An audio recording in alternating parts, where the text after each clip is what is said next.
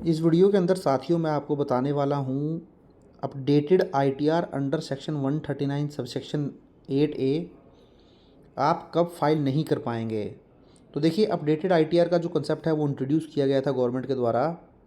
इसका जो main purpose था इंट्रोड्यूस करने का वो यही था कि अगर आपने कोई इनकम डिक्लेयर नहीं की है पिछले सालों में, या फिर कोई इनकम डिक्लेयर तो की है उसको अंडर रिपोर्ट किया है, कम दिखाया है, या उसको गलत हेड के अंदर रिपोर्ट कर दिया है जिसकी वजह से आपकी जो टैक्स लायबिलिटी है वो कम हो गई है, या आपने रिपोर्ट ही नहीं किया है, तो इस तरीके की इनकम को रिपोर्ट करने के लिए आप अपडेटेड आईटीआर को फाइल कर सकते हैं और आप अपने पिछले 4 असेसमेंट ईयर को की जो अपडेटेड आईटीआर है वो फाइल कर सकते हैं। अगर मैं फाइनेंशियल ईयर 24-25 की ही बात करूं, जिसकी आईटीआर अभी आपको 15 सितंबर 2025 तक फाइल करनी है, सपोज़ अगर आपसे ये आईटीआर भी मिस हो जाती है, आप इस आईटीआर को फाइल नहीं करते हैं और फ्यूचर में आप इसको फाइल करने की सोचते हैं, तो आप अगले 4 असेसमेंट ईयर तक जो है इसको फाइल कर सकते हैं।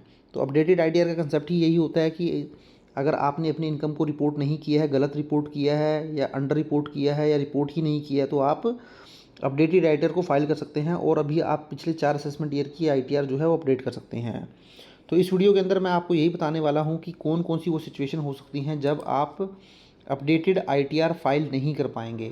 तो देखिए, अगर आप अपडेटेड आईटीआर फाइल करना चाहते हैं तो अपडेटेड आईटीआर 1 और अपडेटेड आईटीआर 4 के ऊपर ऑलरेडी मैंने डिटेल्ड वीडियो बनाया है।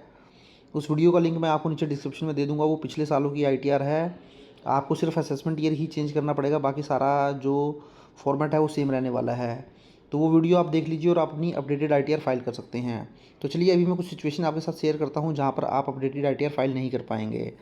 तो देखिए, ये कुछ सिचुएशन है जहाँ पर आप अपडेटेड आईटीआर को फाइल नहीं कर पाएंगे। सबसे पहले तो अगर आपने एक बार अपडेटेड आईटीआर फाइल कर दी और उस अपडेटेड आईटीआर के अंदर भी कुछ आपने गलती कर दी, सपोज़ वहाँ पर भी आपने इनकम शो करनी थी, वहाँ पर भी शो नहीं कर पाए, बाद में आपको पता चलता है, तो यहाँ पर किसी भी तरीके का रिवाइज़ करने का ऑप्शन नहीं होता है। आपने एक बार अपडेटेड आईटीआर फाइल कर दी तो वो फाइनल मान ली जाएगी। वहीं फॉर फाइलिंग नील रिटर्न और लॉस रिटर्न, अब सपोज़ आप कोई लॉसेस की रिटर्न फाइल करना चाहते हैं, पिछले कुछ सालों में आपको लॉस था, अब आप चाहते हैं कि अपडेटेड आईटीआर फाइल के वो करके मैं वो लॉस कैरी फॉरवर्ड कर लूँ। जैसे फ्यूचर एंड ऑप्शन बहुत सारे पर्सन करते हैं, उनको लॉस हो जाता है तो पिछले सालों की आईटीआर वो फाइल करते नहीं हैं, जिससे लॉस कैरी फॉरवर्ड नहीं हो पाया। बट अब अगर वो सोचते हैं कि मैं अपडेटेड आईटीआर फाइल करके वो लॉस को कैरी फॉरवर्ड कर लूँगा, सेट ऑफ कर लूँगा, तो वो नहीं हो पाएगा। तो इस तरीके की रिटर्न आप फाइल नहीं कर पाएंगे लॉस की। इसी तरीके से अगर आपको लगता है पिछले सालों में आपने रिफ़ंड कम क्लेम किया, आपका तो 1 लाख रुपए तक रिफ़ंड हो सकता था, बट कुछ डिडक्शन आपने क्लेम नहीं की, या कोई गलती आपने कर दी, कोई एग्जम्पशन आपने क्लेम नहीं की, या गलती से आपकी जो इनकम थी वो आपने ज़्यादा दिखा दी। अब आप चाहते हैं उस रिफ़ंड के अमाउंट को मैं बढ़ा लूँ करेक्ट करके अपडेटेड रिटर्न के अंदर, तो वो भी आप नहीं कर पाएंगे, क्योंकि अपडेटेड रिटर्न के अंदर आप अपने रिफ़ंड को नहीं बढ़ा सकते हैं। इसी तरीके से अगर आपकी कोई टैक्स लायबिलिटी है तो उस टैक्स लायबिलिटी को भी आप कम नहीं कर पाएंगे। सिमिलरली सपोज़ आपकी जो टैक्स लायबिलिटी थी वो 1 लाख रुपये था, आपने पे कर दिया, बट अगर आपको लगता है कि वो जो मेरा एक्चुअल में टैक्स बनता था वो 80,000 रुपये बनता था, क्योंकि आपने कुछ इनकम वहाँ ज़्यादा दिखा दी, या डिडक्शन वगैरह आपने क्लेम नहीं की, एग्जम्पशन क्लेम नहीं की, इसकी वजह से आपने ज़्यादा टैक्स पे कर दिया, तो वो अब आप नहीं कर पाएंगे। आप अपडेटेड रिटर्न के अंदर अपने टैक्स लायबिलिटी को भी कम नहीं कर पाएंगे। तो ना ही अपनी टैक्स लायबिलिटी आप कम कर सकते हैं, ना ही अपना रिफ़ंड बढ़ा सकते हैं, ना ही आप कोई लॉस क्लेम कर सकते हैं।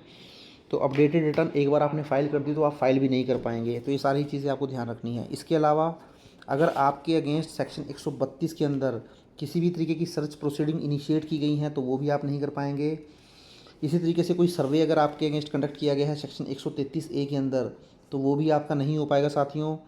किसी भी तरीके की आपकी ये जो सर्च और सीजर किया गया था, इसके अंदर कोई बुक्स थी, डॉक्यूमेंट्स थी, आपकी एसेट्स थी, वो सीज़ कर ली गई इनकम टैक्स डिपार्टमेंट के द्वारा सेक्शन 132A के अंदर, तब भी आप अपडेटेड आईटीआर फाइल नहीं कर पाएंगे। इसी तरीके से अगर कोई असेसमेंट है, रीअसेसमेंट है, रिवीजन है, रिकम्पुटेशन पेंडिंग है, ये कंप्लीट भी हो चुका है, तब भी आप अपडेटेड आईटीआर फाइल नहीं कर पाएंगे।